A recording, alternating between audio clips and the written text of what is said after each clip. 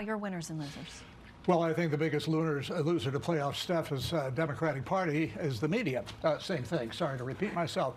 They covered up for Biden's mental acuity decline. They covered up on the Hunter Biden laptop. Facebook and other social media covered up on the New York Post story about the Hunter Biden laptop. The 51 intelligence agencies who the Russia thing signed off saying it was true. The media followed all of this, and I think it's a disgrace to the profession that I've been a part of for half a century, and I wish we get some new blood in the media to actually practice journalism instead of practicing politics. I have to blame, though, the White House for covering up the extent to which he was not the same man.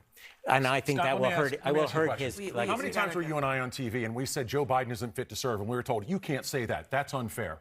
Pretty much every time? It happened a lot. I don't know if, okay, we'll just leave it at that. We've talked a lot about Joe Biden's fitness to serve on this program and on many others. Does the president have the stamina, physically and mentally, do you think, to continue on even after 2024? Don, you're asking me this question. Oh my gosh, he's the president of the United States. You know, I can't even keep up with him.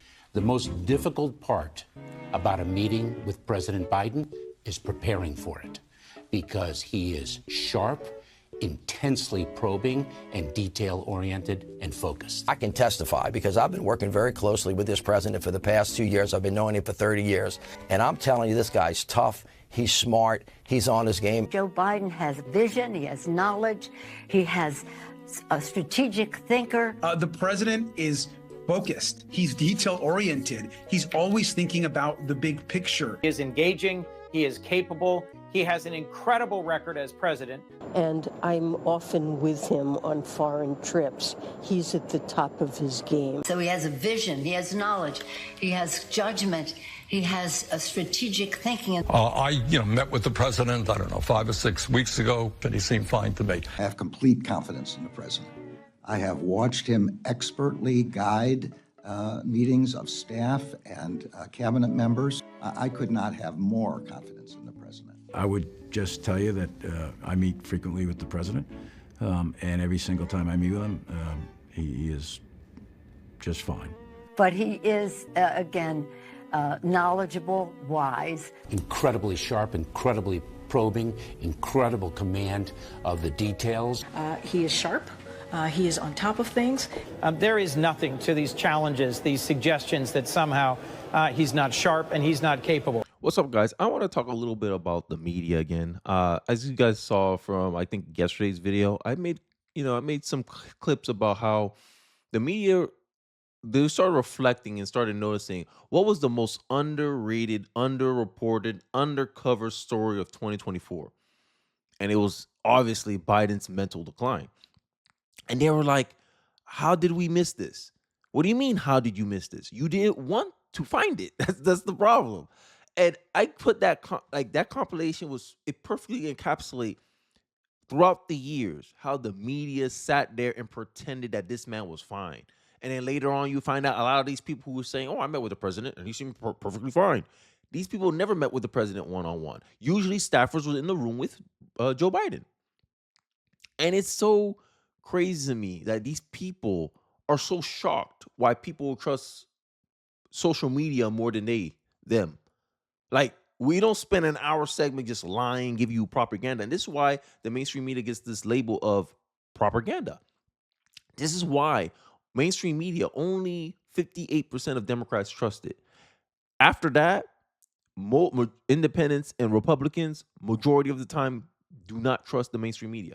So only Democrats trust the legacy media. Why? Because the legacy media push out a narrative that they like so much. Dive more into this segment. I want to give you a clip of the co-founder in his own words speaking about how Wikipedia lost its neutrality. Let's take a look. Introduced the neutrality policy before Wikipedia was even conceived of, and then Wikipedia inherited it from Newpedia. Wikipedia made a real effort at neutrality for, I would say, its first 5 years or so, and then it began a long, slow slide into what I would call leftist propaganda. I mean, it's a harsh description to put on Wikipedia, but at least a lot of the political articles read that way now. But that's because they follow the news media, at least they have done in the last 10 years or so, 10 or 15 years. They've gradually gotten rid of all of blogs, and then more recently they've gotten rid of almost all conservative news sources as sources for their articles. And so as the news media has shifted, and as the establishment, frankly, has shifted more to the left, the content of Wikipedia has followed suit. It would have been hard for me to accept that this would happen and that it would be so striking. Even 10 years ago, I mean, already there was this decline into a slide to a center-left point of view by 2010. Yeah, Wikipedia should not be considered a reliable source by anyone on anything, right?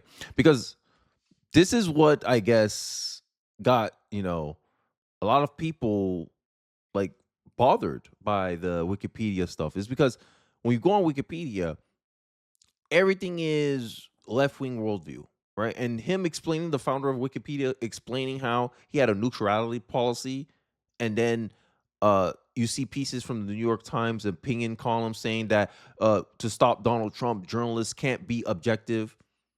Wikipedia is not objective. Wikipedia is not a reliable source for anything. And this is what leftists do. The means justify the end. The ends justify the means, my bad. If they have to lie, cheat, and steal to get their way, they will. And this is how I see a lot of journalists. Journalism is not partisan, it's very partisan, actually. When your industry only has 3.4% journalists, 34% of the journalists identify themselves as Democrat, and majority of journalists identify themselves as independent. But all I have to do is look at who they donate to, and I already know, y'all Democrats. You are left-leaning independents. I'm sorry, if you generally thought Joe Biden was fine before the debate, despite the ample evidence to the contrary, you should only be trusted to use kids' safety scissors under adult supervision. This is from, I don't know if this guy's a journalist, but he's an author of a book called Slow Boring. I thought Joe Biden was going to prove his doubters wrong at the big debate. And this is the funny part. In the compilation clip that I shared in the intro, you saw the stat where it says 63% of Americans thought that Joe Biden was mentally unfit. And the media, instead of investigating that and to try to verify, hey, is this view, is America view of this true or not? They spent years trying to tell you Americans that it wasn't true, that Biden was mentally fit. And they try to use their position as journalists, as pundits, this fake their status as journalists to sit here and make excuses for Joe Biden. And now they're trying to do the same thing with Joe Biden's legacy. They finished trying to tell you, oh, look, Joe Biden didn't do this with China. And then a few days later, or recently, it came out that there's pictures of Joe Biden meeting with Chinese political leaders. But what the media wants to do, the left-wing media, like CNN, Abby Phillips is one of the main examples of what I'm talking about when I talk about how the mainstream media, legacy news media, act like a propaganda arm of the Democratic Party. I talk about a lot of times how Abby Phillips have her panels set up where there's more liberal, usually there's more liberal voices than conservative voices. And here's an example of this. They're going to talk about, in this clip I'm about to show you, Abby Phillips is going to talk about the concerns around Elon Musk's business dealings with China. And Scott Jennings is going to bring up the fact that, hey, look, Joe Biden ain't bringing any product to service, yet he has business connections with China. You don't find that suspicious? Let's take a look. I have concerns about Elon Musk's business dealings in other countries, including American adversaries, and the level of influence that has over his own behavior and his interests. I have no concerns about Elon Musk. I have been looking at pictures of Joe Biden and Hunter Biden meeting with Chinese political leaders lately that we were told didn't exist. So for all the people who are really upset about Elon Musk having a very successful international business that actually produces things, actually produces vehicles or rockets or whatever they're doing, The Bidens produce nothing, and yet we're also doing business in China. So I don't accept this. I don't want you to change the subject because it's not really about whether he's a successful business person or not. It's about whether his material interests as a business owner are in conflict with the United States' national security interests. My view is his prospects and interests as a business owner, and most of the things he's into, electric cars, rockets, the internet that we're using all over the world. It's good for the United States to be the warehouse for that. It's good for our national security to have this kind of technology. The idea that there is somehow a conflict in the United States having this kind of a businessman, and that's somehow bad for us, I just totally reject. Here's Mark. And this brings me back to the party affiliations of journalists. As you can see, in 1992, 44%.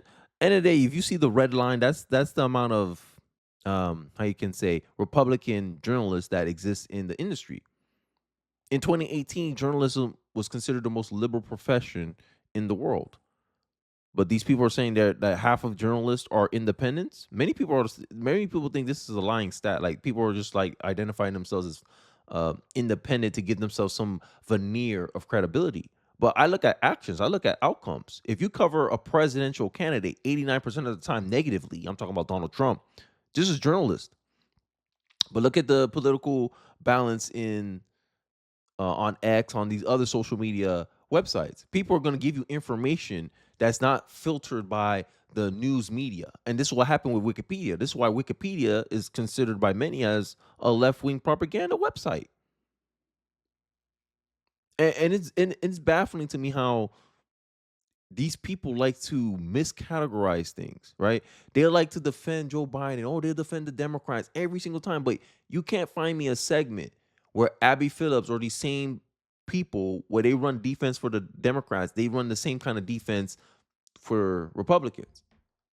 And it's their prerogative if they don't want to do that. But don't sit here and pretend that you're objective. Because when you're objective, you're consistent. If you believe that something's being false on Donald Trump's side, you call it out. But they don't do that. They'll entertain any kind of theory about Donald Trump, his conflict of interest. But if you bring up conflict of interest with Joe Biden, who they said that had no connections to China, but then there's photos circulating about him having connections with China, the news media will tell you there's no evidence of that until the evidence it shows itself. This is the kind of things that people are concerned about, right? When it talks about the border issue, right? This is a very big issue that's in our country right now. Democrats will always go with the left-wing worldview on how much will this cost, right? Oh, we'll lose money if Donald Trump implements his no tax on tips, no tax on overtime. How he's going to pay for the government if he removes taxes from overtime, if he removes taxes from tips, if he doesn't tax Social Security, where the money's going to come from. This is the liberal framing of things.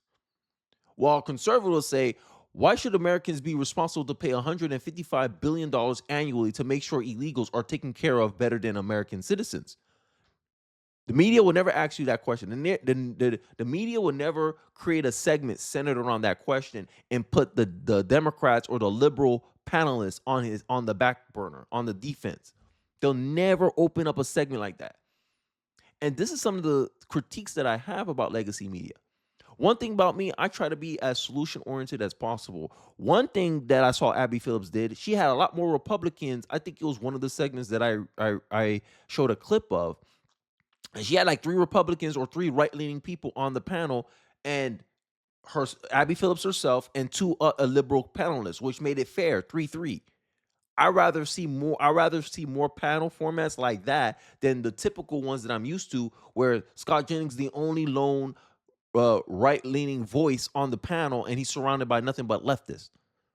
I think those kind of panels is what really hurts the imagery and the credibility of CNN when they sit here and try to portray themselves as objective, and then they get a liberal audience laughing at them when they're saying, "Yeah, we're you guys are objective news." No, you guys are objective over there. That you just report the news as it is. You see how they laugh? And this is who, when you get in discussions with leftists, this is who they put their whole worldview, their whole credibility behind. But they don't want to acknowledge that, these people they're so biased to a point where they'll set us up for failure in the future. This is what happens. It's like calling a child. There's a verse in the Bible that says, if you spare the rod, you spoil the child.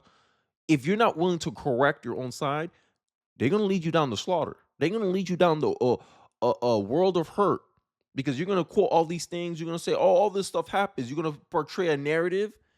And then when people ask for the evidence, you can't give any evidence. And then you find out, oh, that you're just making an unproven claim. Oh, Donald Trump, what he said about COVID coming from a lab in Wuhan is false. There's no evidence of that. Doesn't mean it doesn't exist. It's just a claim. And what an unproven claim needs? Time.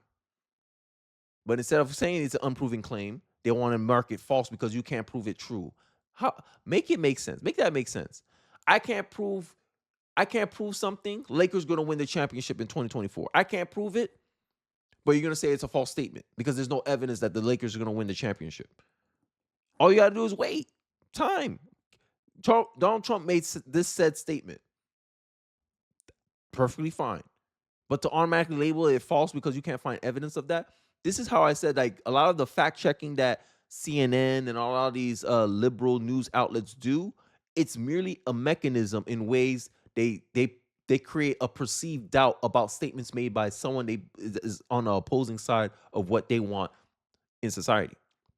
They talk about how bad illegal immigration, how bad mass deportation is going to be for the country's GDP. But here in Florida, we deported record amount of people out of the state of Florida, and our GDP grew like 3%. So it goes contrary to a lot of these political theories that people like, I forgot her name, Catherine Campbell, I forgot her name.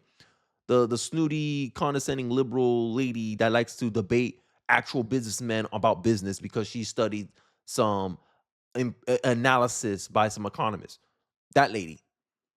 They'll make statements like that, but then when you look at reality, when you look at the evidence, it always goes contrary to what a liberal economist states. But they want us to trust the experts.